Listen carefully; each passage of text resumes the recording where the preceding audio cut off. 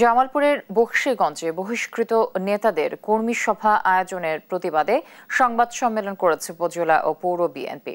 মঙ্গলবার বিকেলে বকশীগঞ্জ পৌর শহরের খয়ের উদ্দিন ফজিল মাদ্রাসা মাঠে এ সংবাদ সম্মেলন হয়। এ সময় উপজেলা বিএনপির সভাপতি মানিক সওদাগর ও সাধারণ সম্পাদক জাহিদুল ইসলাম প্রিন্স বক্তব্য রাখেন।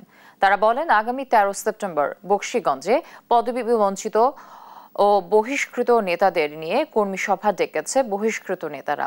ওই সভায় বিএনপি চেয়ারপারসন উপদেষ্টা সাবেক আইজিপি আব্দুল কাইয়ুম উপস্থিত থাকার কথা রয়েছে। উপজেলা কমিটিকে বাদ দিয়ে তিনি সেই সভায় অংশ নিলে সাংগঠনিক ব্যবস্থা নেওয়া হবে। এই আয়োজনের নিন্দা ও প্রতিবাদও জানান তারা।